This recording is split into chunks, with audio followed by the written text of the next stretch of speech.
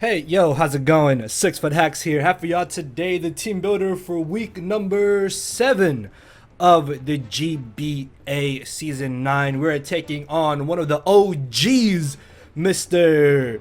NecroStevo, coach of the Victorian Shadows here. So, if you guys don't know who Necro is, definitely check him out. For those purists out there, he does breed his own Pokemon, so if you're into that type of thing, then definitely go check him out. Which is actually kind of crazy if you think about it, because this is a draft league, which means he's got to breed his team every single week. So to find that much time and to put that much effort into building, man, it's crazy. So yeah, respects to Necro. Check him out. Channel link and stuff will be down below. Of course, if you do enjoy the video, you know what to do. Also, let me know in the comment section below what is a team that you would have brought potentially against Necro if you were us building for him. So, taking a look at the matchup here, Necro's team is very interesting. The reason why I say that is because he's got double fairy and double dragon, which really sticks out to me. That's not something I typically see too often in any type of drafts. He also does have some very scary mons in Zimu, Landorus, and Rotom Mo. The main reason I'm actually so terrified about Rotom Mo in this game is because if you look at its dual stabs, I don't really have a good answer for it. Like, Volt Switch, Thunderbolt, Leaf Storm, and either Defog or Hidden Power Fire makes so much sense to me to come to this game. So that's what I'm really worried about when it comes to the Rotom. And then Landers, if it's Swords Dance, Flinium Z, I think it just kind of gets a kill, and there's really nothing I can do to stop it. So yeah, that's going to be a little problematic. Zard X is also a little bit scary, but we have measurements to deal with that.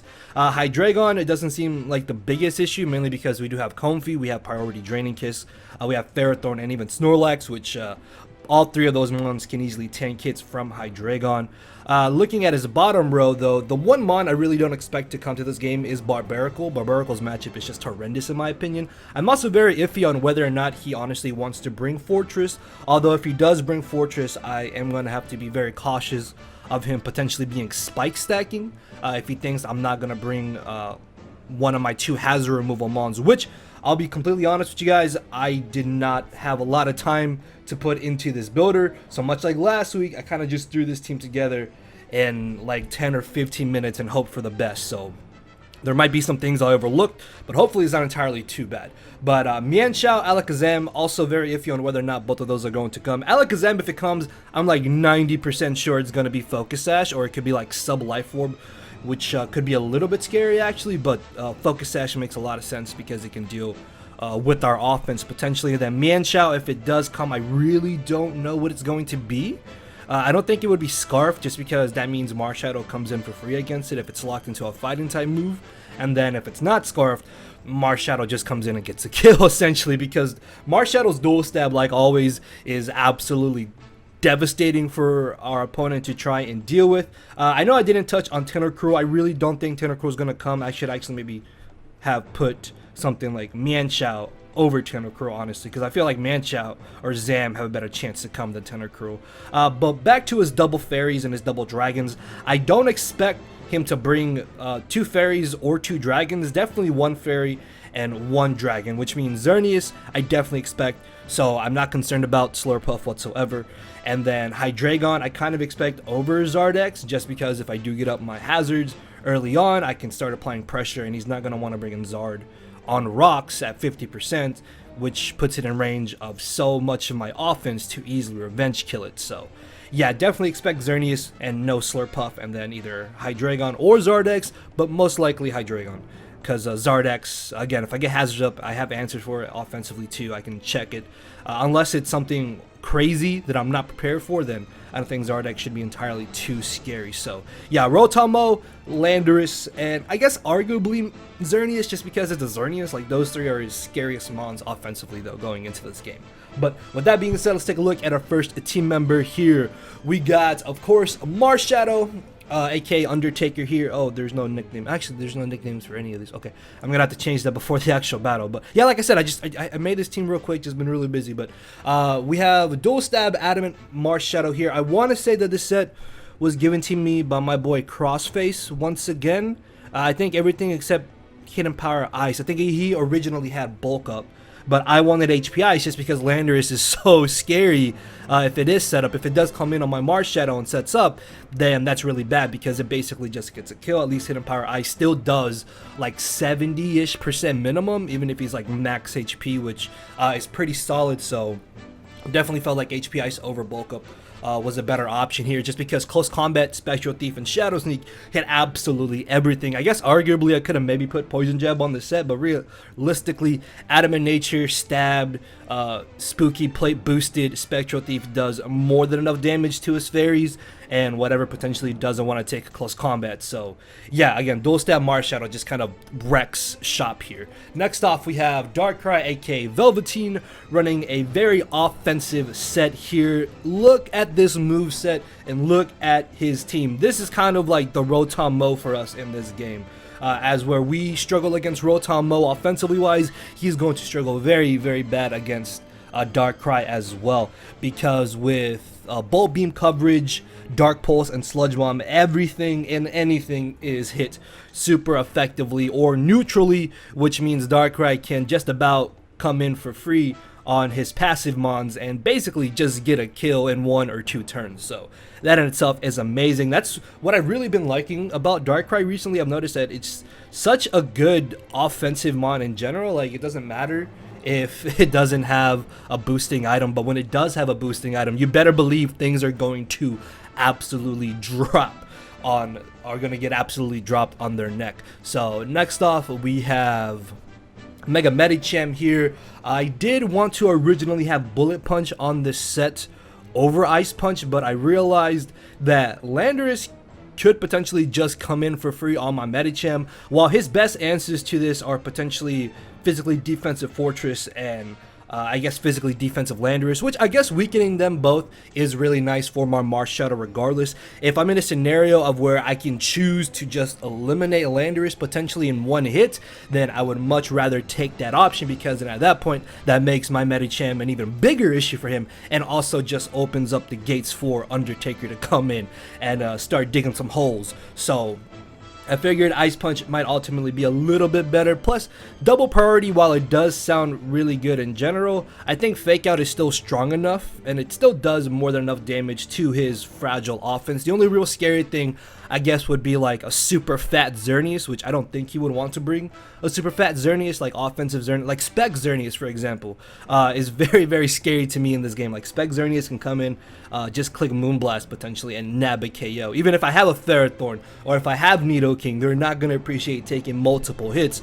And then Xerneas also learns Psychic, and it could have Hidden Power Fire too, so gotta watch out for that. But yeah, I really didn't think Bullet Punch was worth it on this set. Besides that, High Jump Kick and Zen Headbutt, much like Marsh Shadow's Dual Stab, hits everything for neutral or super effective damage, which is amazing. Plus, Fake Out over Bullet Punch I thought was a little bit better, just because that turn of flinching could come in very, very handy potentially, just for like an extra turn in case maybe he brings like Tailwind or something. I don't think he has anything that learns Trick Room, if I'm not mistaken.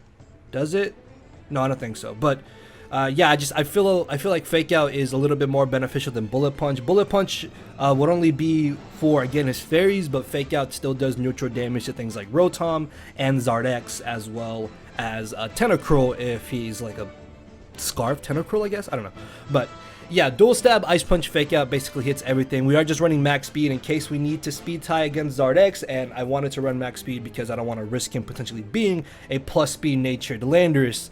And this way, if it's not Scarfed, and I know it's not Scarfed, then I can outspeed him and absolutely blow him back, essentially. So next off, we have a Choice Scarf Garchomp. This is my immediate answer to any type of speedy mons he does want to bring. Obviously, I don't outspeed Rock Polish Landorus, but if it's Rock Polish Landorus, then it shouldn't be as big of a threat, because there's no way that I'm going to ever let Landorus Rock Polish and Swords Dance. That is not happening. So if it Swords Dances, I can still deal with it. If it Rock Polishes, then I'm not as worried about it, because it's not going to be able to set up for free. I almost wanted to put Hidden Power Ice on this. Like, I'm really thinking about it. Like, Hidden Power Ice on this does a lot of damage to Landorus, but the issue with that is that if I lock myself into Hidden Power Ice, then here comes Xerneas for free, or here comes like Belly Drum Belly Drum Slurpuff. I don't expect Double Fairy, I really don't, but It's just, if I lock myself into Hidden Power Ice, it gives them more opportunity to set up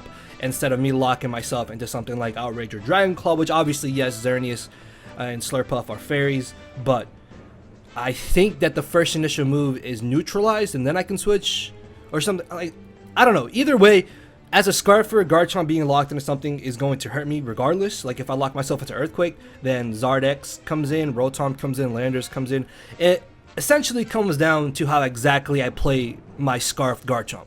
I'm not going to try and lock myself into Outrage super early on in the game, or if I've already gotten information on Xerneas and I know that it's not a potential setup set, then that means I have a little bit more leeway with my Garchomp, and I can more comfortably go for Outrage or Dragon Claw on something like Landorus, Hydreigon, or the Charizard X. Zardex at +1 obviously does not outspeed us. This outspeeds everything that he could potentially bring Scarfed, except for Mienshao, if I'm not mistaken. I think Mienshao hits 105 speed, which is a little bit annoying, but I guess we have Rough Skin, and I think we can tank one high jump kick if it really comes down to it. Plus, if he is Scarfed and he locks himself into high jump kick, that gives me a free switch into Medicham or Marsh Shadow, and I just get a kill, and there's nothing that Necro can do about it at that point, so that's really nice. Poison Jab, of course, is there for his fairies in case I need to do that extra little bit of damage, and then Dual Stab hits everything. The reason I have both Outrage and Dragon Claw is just in case I don't need to lock myself into Outrage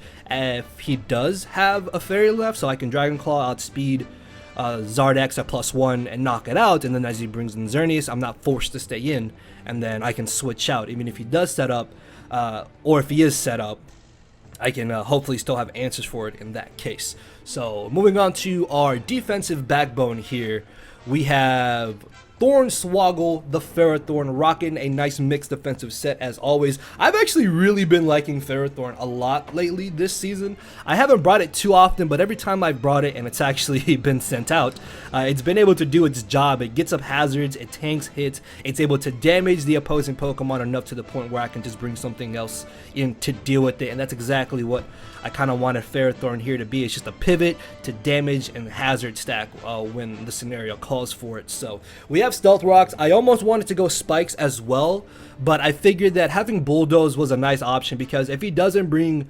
Substitute Zardex, then I can continue just spamming Bulldoze against it, as he may try to Dragon Dance on me, and then by always neutralizing its speed, that's just going to allow the rest of my offense to come in safely and beat it, and it doesn't mean that I have to solely rely on my Scarf Garchomp if he's not at +1. Which is absolutely amazing. Bulldoze is also really nice, I guess, for Xerneas. If I find out that it's Scarfed, it also damages the Tentacruel for some type of super effective damage. It can also be really nice against an unburdened Belly Drum Slurpuff, although I guess in that sense I can just Gyro Ball it.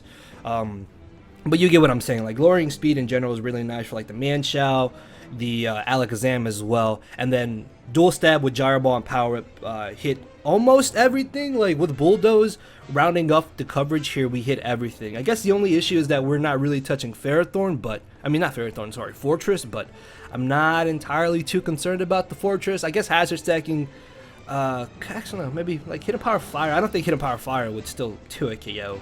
Fortress right now is like a base 54. No, because then if I go Hidden Power Fire, that makes me weaker to his offense, and I really don't want that. I don't know, if he does bring Fortress, I'll just try and not let Ferrothorn be in on against it, I suppose. But yeah, the only issue I guess is not touching Ferrothorn. But like, I mean, Fortress, but Fortress is still like really iffy on whether or not he's going to want to bring it. Again, the only reason I think he would want to bring Fortress is if he does really want to try and hazard stack me, sorry. So he could just lead with it and be like Custop Berry with like rocks and spikes. So yeah, not too concerned about not being able to touch Fortress, essentially, is what I'm trying to say, because we hit everything else, and that's all that really matters, I think. Plus, if we just get up rocks in general, that's going to be good for us. And then our last team member here is going to be Bam Bam Bigelow, aka Snorlax here, rocking a nice fat set. I know this EV spread is not properly optimized. I should probably sit down seriously for the rest of the season, try to fix up my Snorlax spreads. But this Snorlax spread accomplishes quite a few things. This is able to tank hits from basically everything that is not Mienshao. If for some reason he doesn't bring Mienshao, then it's going to be very difficult for him to try and break through my Snorlax here unless he tries to boost against me, which we do have Body Slam to hopefully prevent him from just freely using Snorlax here as setup fodder. I think I did initially have Curse over Fire Punch, but I wanted to go with Fire Punch since I don't really have fire coverage on my team to hit Fortress. I wanted to at least have some type of fire move to be able to guarantee damaging it in case I needed to, and that's pretty much the only reason I took off Curse for Fire Punch. Besides that, I would have definitely kept Curse, and I think Curselex can honestly just 6-0 him if it comes down to it, because with Ice Punch we absolutely obliterate Landorus, and if we start boosting our Fizz Def, he's not going to be able to break through us regardless. We eat special hits from the Rotom, the Xerneas, and the Alakazam, of course. Two of those could be Trick, which is something I would have to scout out for if I was set up, but even just a regular recycled 3-attack Snorlax is still going to be able to come in, pivot around, tank hits, and hopefully spread some paralysis. Even though we don't really need the paralysis, I didn't think the extra damage output from return was honestly that needed, especially because we're not cursed, which means we're not going to be doing much more damage after every boost. So at least by having Body Slam with us having no setup, that gives us a chance to at least paralyze his offensive mons, which helps the rest of our offense out as well. So yeah, again, I really don't think that we needed Curse in this matchup. Well, yeah, we didn't need Curse and we didn't need Return technically. So Body Slam, Fire Punch, I think, are very nice options over those two moves. So yeah, that is going to be the team builder, guys, for this week. I apologize that this was so fast, but again, this was like a 10-15 minute build because he's been super busy. Going to be playing Necro in about 30 minutes later tonight. He said he'll be home late, and we've already pushed the game back like 4 times because of myself and me not being able to find the time to sit down and play because things have always come up. So thank you to Necro for working with my schedule here. Hopefully we can pull out under W, and we'll see how things go. So thank you all for watching. Later, everybody. Cause my brain and heart are both tied in the knot, and this hinders me from crying a lot. This causing me to show no emotion. But when I said I cared, I wasn't joking. But I guess it's too late for me to become broken. For now, I'm living with no more pain, tears, or hoping. I'm just coasting. Yeah, I said I'm coasting. No more pain, tears, and hoping. For real.